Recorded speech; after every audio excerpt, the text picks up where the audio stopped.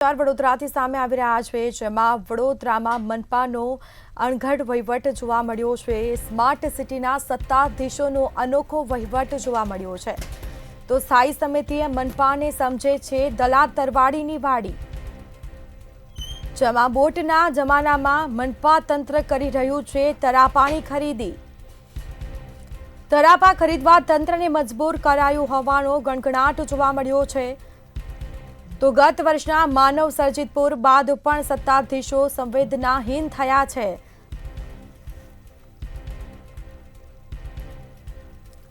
તો વડોદરા મહાનગરપાલિકાએ બોટ કરતા વધારે તરાપા ખરીદ્યા છે, વસાવ્યા છે।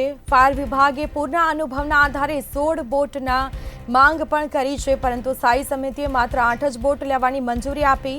મનપાએ 8 બોટ અને અંદાજિત 200થી વધુ તરાપા વસાવ્યા હોવાનું પણ સામે આવ્યું। તો બોટના જમાનામાં મનપા તંત્ર કરી રહ્યું છે તરાપાની ખરીદી। કમિશન ન મળતા બોટ ખરીદીમાં કાપ મુકાયો હોવાની પણ ચર્ચાઓ જોવા મળી રહી છે। સાથે થોડા દિવસમાં જ મળતિયા કંપનીની દરખાસ્ત મંગાવે તેવી શક્યતાઓ પણ હાલ જોવા મળી છે।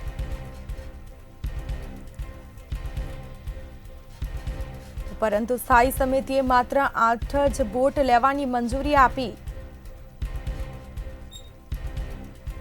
કમિશન ન મળતા બોટ ખરીદીમાં કાપ મુકાયો હોવાની પણ ચર્ચાઓ જોવા મળી છે।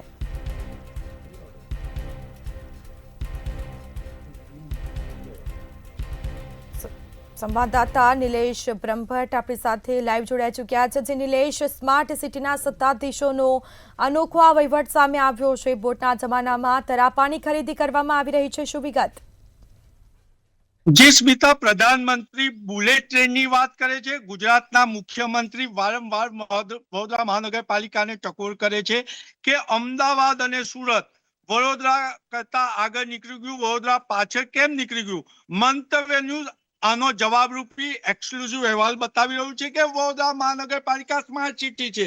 અને જ્યારે પ્રધાનમંત્રી બુલેટ યુગની વાત કરતા હોય તો સ્થાયી સમિતિને બંદી લેનાર સભ્યોના પાપે વડોદરા મહાનગરપાલિકાના તંત્રએ એટલે કમિશનરે તરાપા વસાવ્યા છે। આપ સ્ક્રીન પર જોઈ રહ્યા છો એમ વડોદરા શહેરના 4 ઝોનમાં 50-50 એટલે વડોદરા મહાનગરપાલિકાના તંત્રએ 200 આ તરાપા વસાવી લીધા છે અને 200 તરાપાની સાથે આ તરાપા ચલાવી શકે એવા માણસોની પણ ભરતી કરી લેવાના છે। ત્યારે સત્તાધીશોને શરમજનક બાબત કહેવાય કે વડોદરા શહેરમાં માનવ સર્જિત પૂર આવ્યું અને હજારો કરોડ રૂપિયા નાગરિકોને નુકસાન ગયું છે, છતાં પણ સત્તાધીશો પોતાની કટકીમાંથી બહાર નથી આવતા।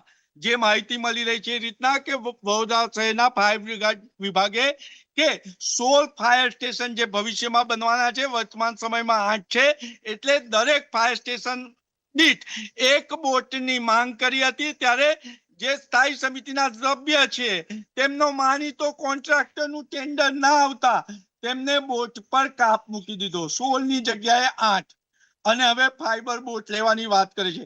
આપણી સાથે આ સનસનીખેજ અહેવાલ બાબતે વાત કરવા માટે વડોદરા મહાનગરપાલિકાના ભારતીય જનતા પાર્ટીના મેયરે હમણાં જ હાલમાં હૃદય શસ્ત્રક્રિયા માટે 50,000 રૂપિયા સહાય કરનાર નાગરિક મહેશ સોલંકી છે, જે પોતે ખૂબ લાગણીશીલ છે।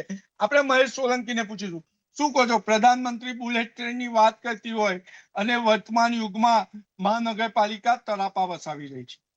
પ્રજાના મતે ચૂંટાયેલા અને ખાસ કહીશ તો વડોદરાના એ ભ્રષ્ટાચારીઓ કે તેમને ફક્ત ને ફક્ત પોતાનું વિચારવાની એ છે, પોતાની દલાલી, પોતાની કટકી તેમાંથી મળે એ વિષય પર એ લોકો આ કામગીરી કરી રહ્યા છે। એનો ઉત્તમ નમૂનો છે કે જ્યારે ફાયર બ્રિગેડના અધિકારીઓએ જે આ પ્રજાની ચિંતા કરીને જે બોટની માંગણી કરી હોય એની સામે એ બોટોમાં કાપ કરીને પોતાના માણસની જ્યારે મનમાની ચલાવતા હોય, પોતાનો કોન્ટ્રાક્ટર ના હોય એટલે એ બોટોની સંખ્યા ઓછી કરી નાખી। અને આ તરાપા સ્થાયી સમિતિના ચેરમેને આ વખત આ વસ્તુની પહેલેથી ભવિષ્યવાણી કરેલી હતી કે પ્રજાએ પોતે તરાપા અને દોરી વસાઈ લેવી જોઈએ।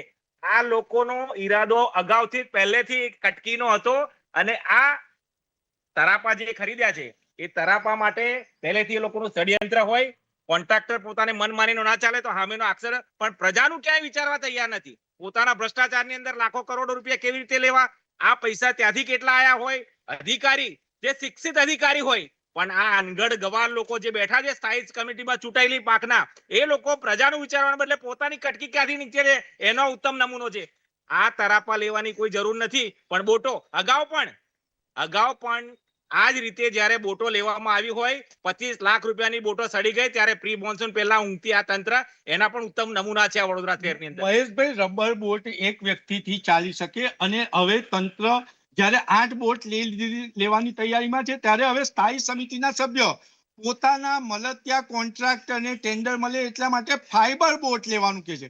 ખરેખર આ ફાઈબર બોટ લે તો પહેલા તો જ્યારે માનવ સર્જિત પૂર આવ્યું ત્યારે આ ફાઈબર બોટો તો સડી રહેલી, તમે આને કેવી રીતના જુઓ છો?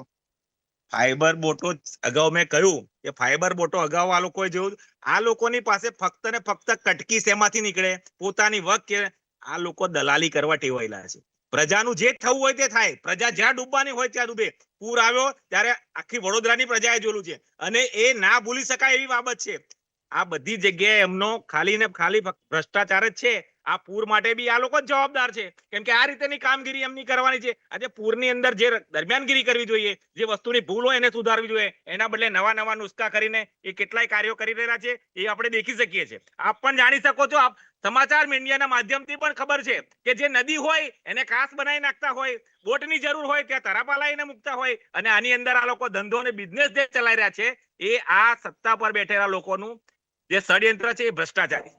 એટલે જે સત્તાધારી પક્ષના સ્થાયી સમિતિના સભ્યો છે એમને ને માત્ર પોતાની કટકીમાં રસ છે.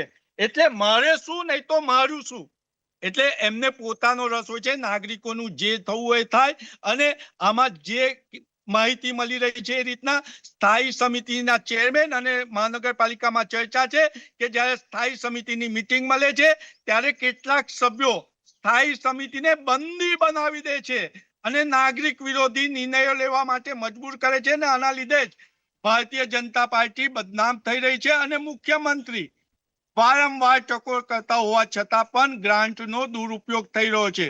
વિશ્વામિત્રી બચાવો એટલે વિશ્વામિત્રીનું જ્યારે ઊંડી કરવાની ને ખોદવાનું કામ ચાલતું હોય ત્યારે ભોલેનાથના નામની કંપનીઓ ખોલી હોય તેને તમામ ટેન્ડરો આપવામાં આવતા હોય તેવી પણ ચર્ચા છે.